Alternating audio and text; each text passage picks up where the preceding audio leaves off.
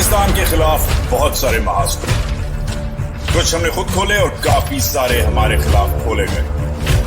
आज के महाज हफ्ते के नाम बिस्मिल्लाहिर्रहमानिर्रहीम, अस्सलाम वालेकुम। मैं हूं वजाहत खान। जून 21 की सुबह है, इधर अमेरिका में शाम है, बरतानिया यूरोप में रात है, पाकिस्तान और हिंदुस्तान में, और हफ्ता खत्म हुआ है। व्हाट अ वीक, क्या हफ्ता गुजरा है। हफ्ता शुरू होता है आसिम मुनीर और ट्रंप के क्लोज प्रेस लंच से, जिधर मीम्स के जरिए हमें पहले पता चला कि इंडिया की सीइंग रेड करी सर्व हो रही है, मगर बाद में हमें पता चला कि हर चीज जो है हलाल है। 1 घंटे का लंच, 1.5 घंटे का हुआ, फिर 2 घंटे का हुआ, फिर 2.25 घंटे का हुआ। लंच के बाद ट्रंप निकला और उसने कहा कि Asim Munir, the unpopular Asim Munir, the much feared and reviled Asim Munir, जिससे बहुत सारे लोग डरते भी हैं और उतने ही लोग शायद नफरत भी करते हैं, मगर ऑपरेशन सिंदूर की वजह से, पाकिस्तान की फौज की परफॉर्मेंस की वजह से, इंडिया का मुंह तोड़ने की वजह से पिछले महीने 1.5 महीने में जो फर्क पड़ा है, और ओवरऑल पाकिस्तान की जो स्ट्रेटेजिक लोकेशन है इस ईरान इजराइल कॉन्फ्लिक्ट में, उसकी वजह से आसिम मुनीर को एक गेस्ट ऑफ ऑनर, एक वीआईपी प्रोटोकॉल मिला। इस सब में वाशिंगटन में आसिम मुनीर ने अपना काम जारी रखा, meetings after meetings, top scholars, professionals, think tankers, academic से भी मीटिंग की, जो इसकी खबरें अभी चलती आ रही हैं। आज के शो में एक बहुत इंपॉर्टेंट मेरे कॉलीग हैं, मेरे पुराने दोस्त भी हैं, वो उस मीटिंग में थे। उन्होंने आसिम मुनीर के साथ बैठे, उन्होंने चाय पानी आसिम मुनीर के साथ पिया, हुक्का पानी आसिम मुनीर के साथ शेयर किया, और फिर उनका जो पर्सपेक्टिव है वो क्या है आसिम मुनीर के बारे में, ये हम शो के दूसरे हिस्से में आपको दिखाएंगे। मगर इंडिया को ये बात हजम नहीं हुई। इंडियन प्राइम मिनिस्टर ने भी अपने लोगों को कहा कि मुझे भी बुलाया था मगर मैं लंच के लिए नहीं गया। इंडिया के जो अंगूर हैं वो खट्टे निकले। इंडिया का पर्सपेक्टिव भी इंपॉर्टेंट है लेना, बिकॉज इंडिया को बड़ी मिर्चें लग रही हैं। We'll talk about the Indian side as well, but very importantly Pakistan का role as a regional player. Pakistan Trump को क्या ऑफर कर सकता है, पाकिस्तान ट्रंप व्हाइट हाउस में घुसा कैसे है, क्रिप्टो डिप्लोमेसी के जरिए तो घुस गया, मगर अब पाकिस्तान जो है फ्लैटरी भी कर रहा है, मसाज भी कर रहा है, मालिश भी कर रहा है डोनाल्ड ट्रंप की। थोड़ी देर पहले पाकिस्तान की हुकूमत ने एक लंबा चौड़ा ट्वीट जो है वो निकाला, लंबा चौड़ा ऐलान किया कि हम ट्रंप को नोबेल पीस प्राइज के लिए नॉमिनेट कर रहे हैं, क्योंकि वो इतना जबरदस्त है, इतना सोड़ा मुंडा है। उसने एक बहुत खौफनाक जंग को रोका, और साथ साथ हमारा जो हाइब्रिड सिस्टम है उसके जो लीडर्स हैं उन्होंने कहा कि हम भी मिलना चाह रहे हैं। शहबाज शरीफ ने कहा मैं भी इंशाल्लाह एक दिन मिलूंगा। मी टू करना चाह रहा है कि I also want to meet Donald Trump. So Pakistan ने इन अ वे सही वक्त, वो अंग्रेजी में कहते हैं being at the right place at the right time, सही वक्त पे सही जगह पाकिस्तान ने जाके टांका लगाया है। क्रेडिट किसको जाता है? पाकिस्तान इस टांके से ट्रंप को अभी अपने साइड पे रखने से क्या पाकिस्तान के फौजी, पाकिस्तान के ये हाइब्रिड पॉलिटिशियंस कुछ अचीव कर सकेंगे, या ये शॉर्ट टर्म टैक्टिकल गेन्स हैं? ओवरऑल इमरान खान का जो नजरिया है, जो एक लार्जर डेमोक्रेटिक मूवमेंट है जिसमें बलोच भी हैं, जिसमें पश्तून भी हैं, जो इस फौज को, एस्टैब्लिशमेंट को, इस हाइब्रिड सिस्टम को पसंद नहीं करते, उनका इस सब के लिए क्या इम्प्लिकेशन है? वॉशिंगटन में इतना पसंद क्यों किया जा रहा है आसिम मुनीर को? अभी तक वो डीसी में है, और वेरी इंपॉर्टेंटली वो हैं कैसे? उनसे हम लोग बड़े कम मिले हैं, बड़े कम लोगों से उन्होंने इंटरेक्शन की है, मगर जिन लोगों ने की है वो उनको कैसे जज कर रहे हैं, ये सब और बहुत कुछ आज के इस शो में डिटेल्ड एनालिसिस है आसिम मुनीर की मीटिंग का, आसिम मुनीर के लंच का, आसिम मुनीर के सेमिनार्स का, पाकिस्तान के डेमोक्रेटिक फ्यूचर का, क्या बातें हुई क्या नहीं हुई, India, Iran, Israel and more. It's a fantastic show. अभी मैंने माइक कूगल के साथ इंटरव्यू थोड़ी देर पहले ही रिकॉर्ड किया है। It's a fantastic show. मैं वैसे तो हफ्ते में 2-3 इंटरव्यूज कर लेता हूं, मगर दिस वन फ्रैंकली मुझे जी नहीं चाह रहा था कि मैं खत्म करूं, इसलिए आज शो थोड़ा सा लंबा है। Stay with me, have a great Saturday, but watch this show. It is essential viewing if you want to know what's going on in Washington, D.C. during and after the Asim Munir visit. I'm Wajahat S, and I must thank you, by the way, for taking me to 500,000 subscribers. It's a big week for me as well. मेरे लिए भी बहुत बड़ा हफ्ता था. आपने 5 lakh subscribers तक मुझे पहुंचाया. आपका प्यार, मोहब्बत और ट्रस्ट, उसके बगैर हम ये काम नहीं कर सकते. So thank you for taking me all the way to 500,000 subscribers. I am honored to be at your service. अपना ख्याल रखें और अब वॉशिंगटन की तरफ चलते हैं. Talk to you soon. All right, so now it's time to pivot to Washington. As usual, joining us at what has been a hell of a week, a hell of a news week, is my friend and colleague, Mike Kougelman. He's a columnist at Foreign Policy Magazine, writes quite the column every Wednesday night on South Asia. It's called the South Asia Brief. He's also my wingman in all things Beltway related. If it's happening in DC, Mike's my man to call. Mike, welcome back to the show. Thank you. Good to be back here with you. All right. So we're going to get to your brief in a minute, Mike, but it's been a crazy, crazy week. There's so many discussion points. The Asim Munir Donald Trump meeting, the government of Pakistan nominating Donald Trump for a Nobel Peace Prize, the back and forth with India, which continues. Modi saying he got a call from Trump and told him that Trump was not involved in the ceasefire talks, while Trump goes on to, for the upteenth time, claim that he was behind the ceasefire, in fact, get nominated for it. And of course, you met the man himself, Asim Munir, Pakistan's 5-star VIP. I know you can't talk about the details of that meeting, but we'd love to get an impression on about the man himself. So let's start with the top of the news week. It started with the Asim Munir Donald Trump lunch. No pictures, no press, but it was supposed to be an hour, lasted more than 2 hours. What's the significance of this in the circuit within the Beltway for you, and why and how will it play out? Yeah, well, first of all, as we all know, I mean, this is something that really has never happened before, right? For a U.S. president to host a Pakistani army chief who's not also a head of state. It's not happened. So the fact that it's unprecedented is significant. And also the fact that it happens when President Trump is grappling with a pretty significant foreign policy crisis, the war, the Israel-Iran war. But, I think what really stands out about it in terms of what makes it significant is that it really, I think, is a great case study for how personalities and family ties can really drive personal diplomacy at the highest levels, right? I mean, you know the story that we've seen in recent weeks, indications that key members of Trump's family, including his sons, are involved with the crypto company that's been signing deals with Pakistan's new crypto council. And you had Pakistan's crypto czar, so to speak, the young man that runs the crypto council, at the White House right before that senior Pakistani delegation came, meeting with President Trump's crypto guy, so to speak. So that may have, I think, served as a precursor to what was to come. And I think the fact that you have that kind of thing going on might have made it easier, so to speak, for the Pakistani army chief to get a meeting with President Trump. And, the other key family link is, of course, Stephen Witkoff, who is President Trump's Middle East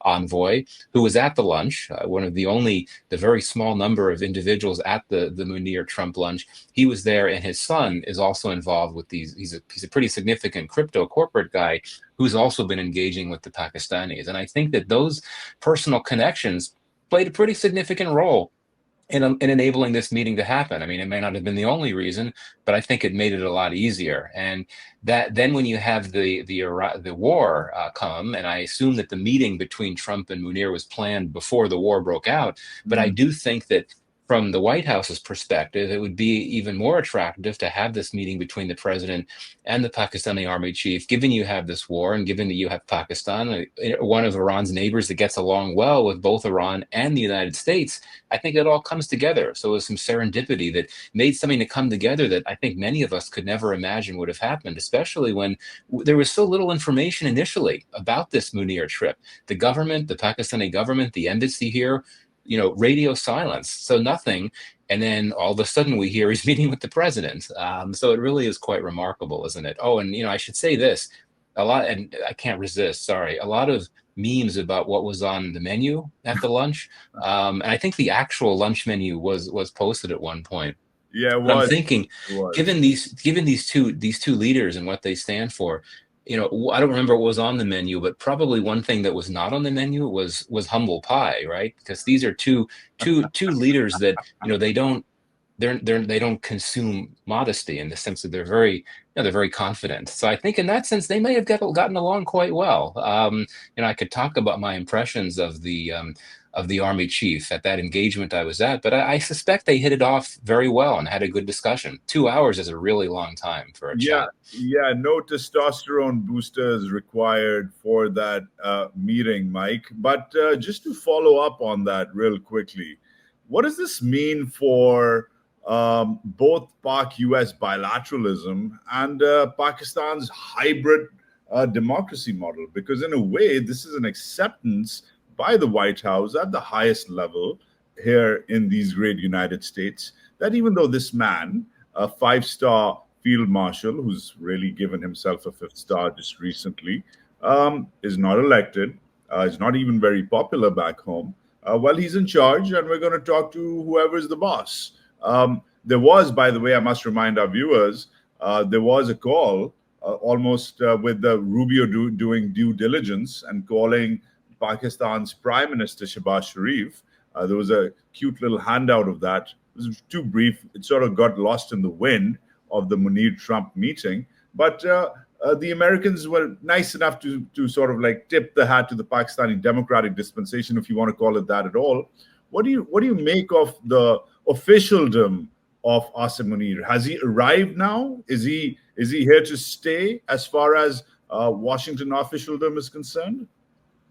Oh, absolutely. I think so. I mean, as you know, if you look at the history of U.S.-Pakistan relations, there's often been a tendency on the part of Washington to privilege its relations with the generals over the civilian leaders. I mean, not always, but we have seen this. And from a U.S. perspective, it's easy to figure that when you're trying to secure your interests and pursue your interests and your goals, which generally have revolved around security issues, you go to the military because they're the ones that make things happen, so to speak. So from a practical perspective, from an interest-based perspective, it makes a lot of sense. It certainly doesn't help strengthen democracy in Pakistan, but this is just how it's been. So what we saw with this, with the Munir Trump meeting, I think it's sort of taking that pattern to, I guess, an extreme level, in the sense that you're ready to wine and dine an unelected, but extremely powerful figure from Pakistan, in ways that we've never seen before. Clearly, it's good for U.S.-Pakistan relations, given that Yeah. Munir is the most powerful figure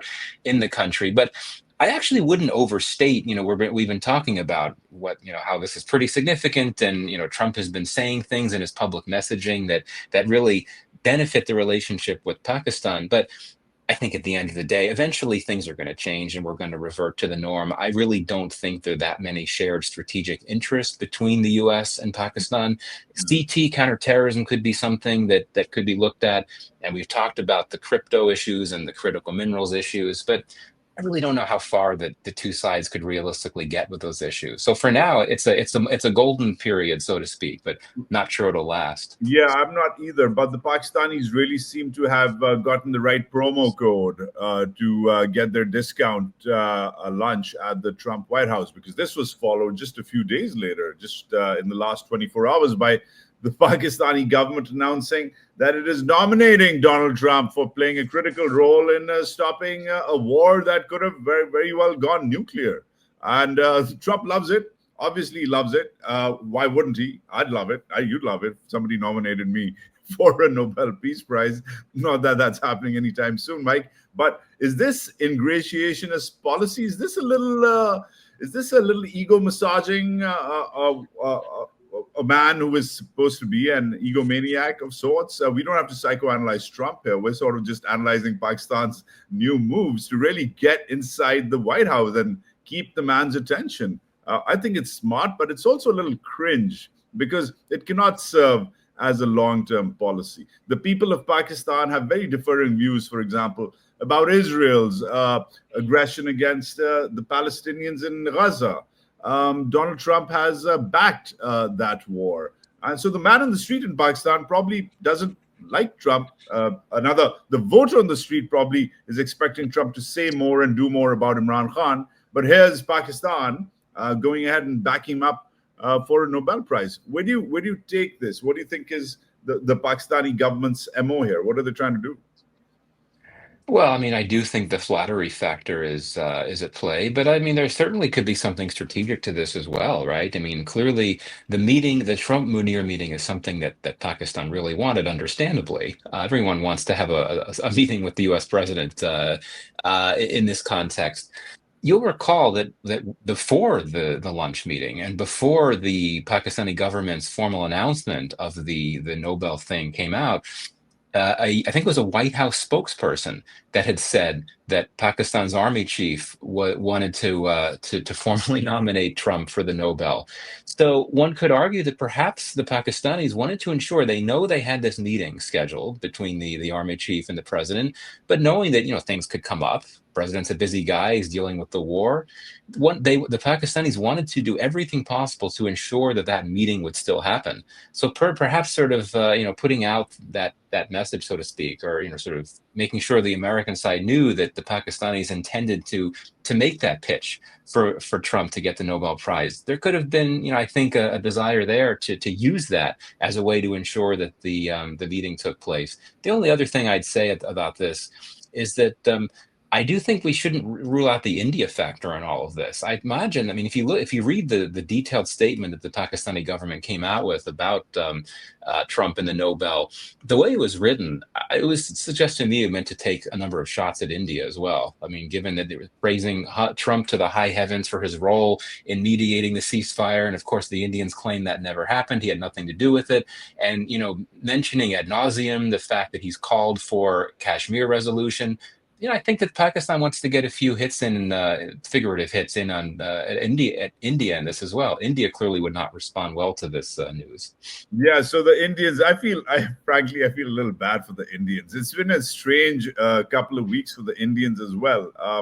So there's two problems here. One, of course, is the ceasefire narrative. Now, the Indians have now for over 40 days now been going on about the fact that their version of the ceasefire is that at 3:35 p.m. on May 10th, they got a call from the DGMO of the Pakistani military saying, hey, we want a ceasefire. And by 5 p.m. Indian Standard Time, there was a ceasefire. The Pakistanis asked for it. The Indians agreed to it. That's New Delhi's version. That's South Block's perspective.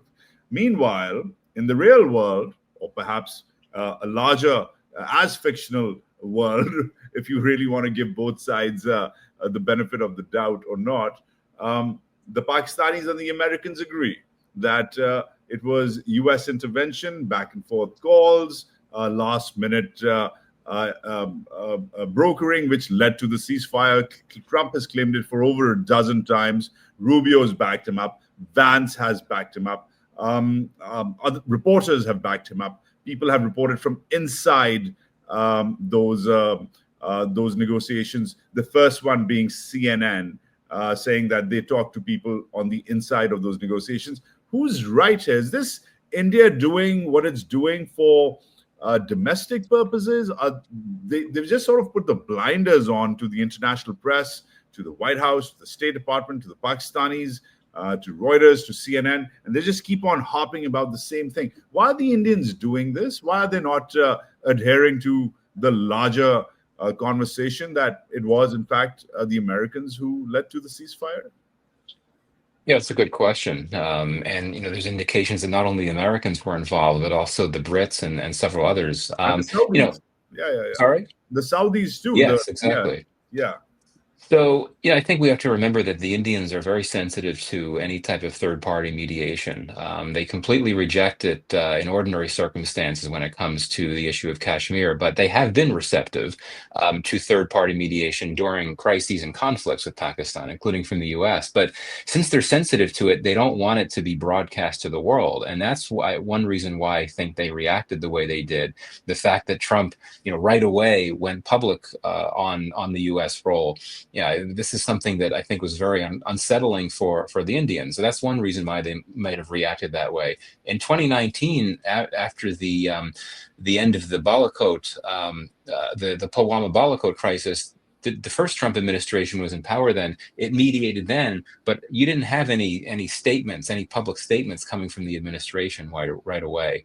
The other thing I'd say here is that I do not think My understanding is that the U.S. did not actually directly mediate the ceasefire talks. There was significant levels of U.S. mediation, mainly from Vance, mainly from Rubio. And so I think that the U.S. helped push the two sides to a point where they could start negotiating the ceasefire talks. So I think that what the U.S. actually did was less than what Trump and the Pakistanis say, but more than what the Indians say. I like that. I like that gray area that you're trying to denote, because I think it's been lost in the fog of war reporting. It probably was like, all right, guys, everybody back off now. You call him because he's expecting you Right. to call, because I've talked to him. So everybody be nice, stop firing, and call each other. I think it may have been probably around that. Hopefully, when their memoirs come out, well, that time will Yeah. tell what actually happened. Okay, so Mike, real quickly though, the lunch has also rubbed India off in a pretty terrible way. Indian media's new bogeyman is Field Marshal Asim Munir. Now, I haven't seen this in previous engagements. I've been reporting since Musharraf went to town with the Indians back in an unannounced war back in '99. They didn't target Musharraf as much as they did. They didn't target Kiani and Musharraf's dyad during the 2008 Mumbai attacks. They didn't target Rahil Sharif this way. They didn't target Bajwa during Balakot. But it just seems that they really have an axe to grind with our friend Asim Munir. What's up with India's new obsession with the field marshal? You see it in media. During the course of the war, there was all sorts of fake news coming. Oh, his colonels have assassinated him. Oh, his generals have shipped him out of the country. There's a counter coup there. Why is Asim Munir the least favorite person in India right now? I mean, I think he is known for being a particular hardliner when it Mhm. comes to a lot of these issues that concern India, including India itself. And I think the speech that Munir made shortly before the Pahalgam attack really was something that was very upsetting to New Delhi. I mean, he said a lot of things that all Pakistani leaders talk about. You know, the Kashmir being the jugular vein line, everyone going back to to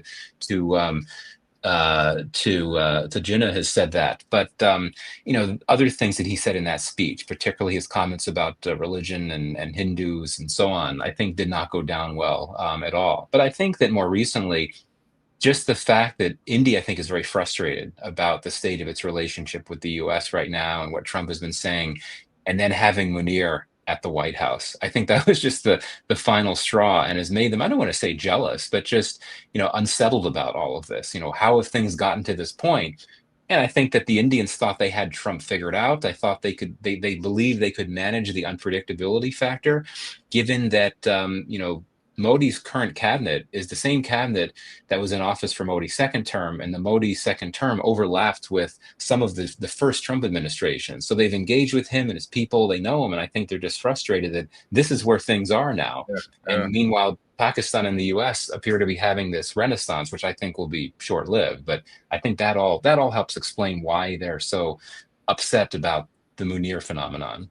yeah, I do sense a sense of jealousy as well. Just yesterday, I was watching one of Modi's speeches to a domestic audience saying, I was invited to lunch too, but I didn't go when we were talking in G7. I didn't go because I wanted to be here worshipping Prabhu. But, anyways, moving on beyond the India's sour grapes or India's lack of getting a goat cheese gâteau, which was on the menu, by the way. Oh, Mike, is that on the menu? it was goat cheese gâteau, man. Awesome. Halal goat cheese gâteau, Mike. Knock him dead. Well, But that would work for me, except the goat cheese. I have a tremendous disaffinity for goat cheese. I like Anyway, goat. I don't know if I like goat cheese, but I'm with you. I'm with you, brother. All right. So, real quickly, Mike, you've met the man, though. You've met him. You were in that meeting at the embassy. Now, this is, I know you can't talk about this. Chatham House rules apply. It was an off the record meeting, but you met the man. A lot of us have not. There needs to be some Kremlin watching here for us now. What do you think of the man? From his handshake to his mood to his confidence, tell us about where you think this man is headed as far as your understanding of him is concerned. Asim Munir, the man himself. Yeah, so I and a number of the others that were at this meeting had been at the previous engagement with Munir when he was in Washington in December 2023, and I detected a significant difference between that first encounter and the most recent one. I was just struck that he appeared much more confident, much more defiant. And simply, he seemed more comfortable in his role, which I guess makes sense. I mean, he's been in the role for a longer time now, but he just struck me, and he spoke for a much longer time. The first engagement, he spoke, I think, for about 5 minutes, and then opened it up to Q&A. In this case, he spoke, I'd say, I wasn't looking at the time. I don't remember when he started talking, but he spoke for more than an hour, maybe an hour Whoa, 15. Those are whoa, his opening comments. whoa. And so there was an interactive discussion afterward, but those are some long opening remarks. So I think that this is an indication of how far he's come. And I was struck that this is someone who seems very comfortable in his role and someone who's probably prepared to be in that role for quite a long time. Was he speaking off the cuff, or was he prepared? Was there a narrative arc in his remarks, or was he rambling like a lot of Pakistani leaders tend to?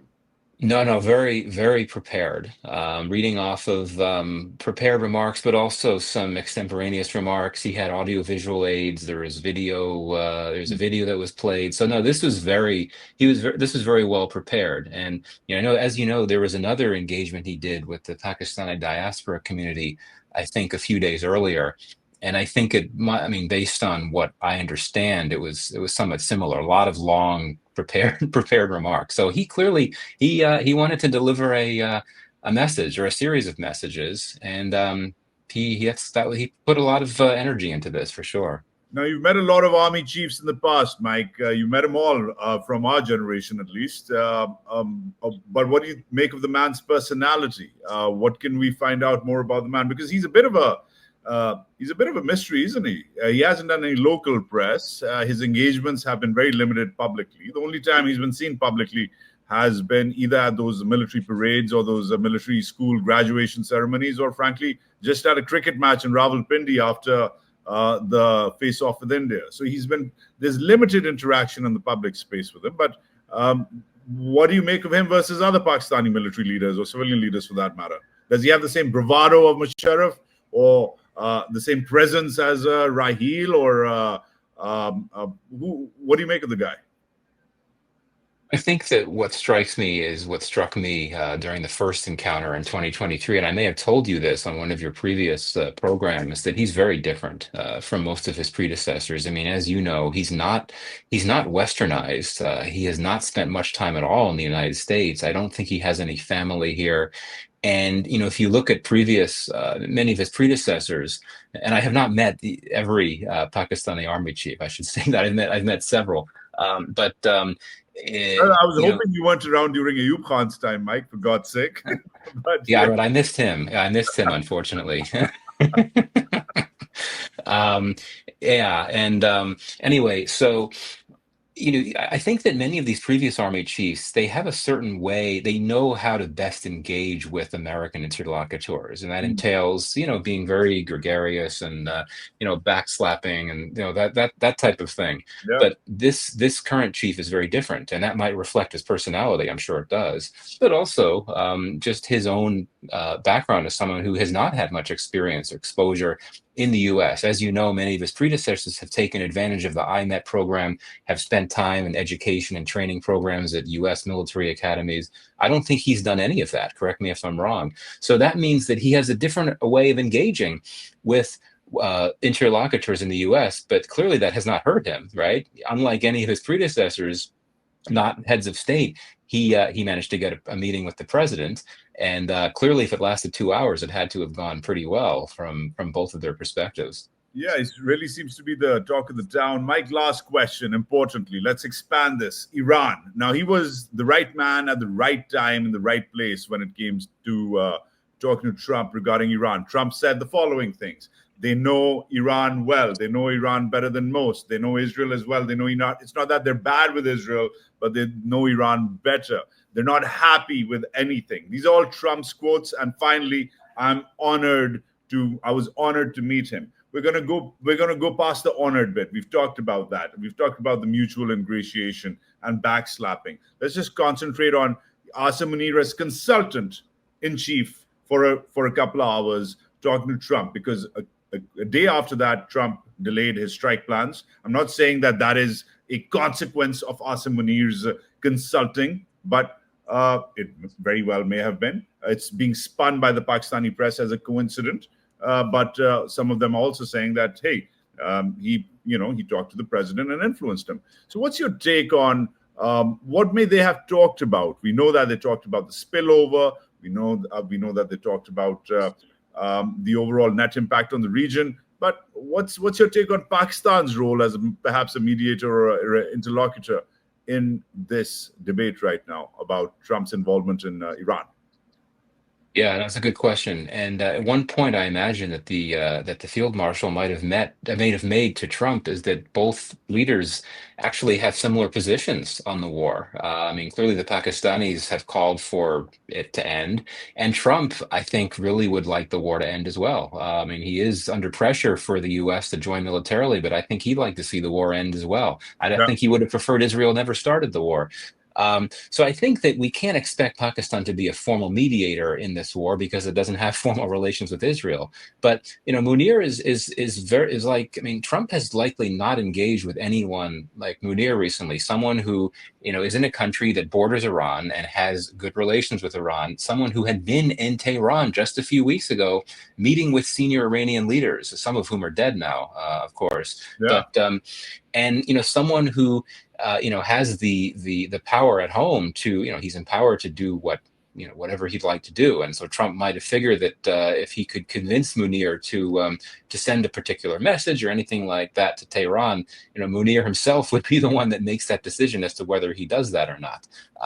So I think that perhaps Munir could be someone that could deliver a message to interlocutors in Tehran to the effect of, well, President Trump and I think that wrapping up would be a good idea. Now the problem is that Munir might have undercut any leverage he might have had by meeting with Trump in the eyes of the Iranians, of course. So I think that's the risk for sure. But again, the relationship between Iran and Pakistan is not extremely strong. I think the shadow of Pakistan's alliance with Saudi Arabia looms over this, despite efforts toward rapprochement between Iran and Saudi Arabia. So, I think that the field marshal might be able to send on a message to interlocutors in Iran, but at the end of the day, I think that other actors, whether we're talking about the U.S. or maybe China, might be better placed to play a broader mediation role in this very complicated but dangerous conflict.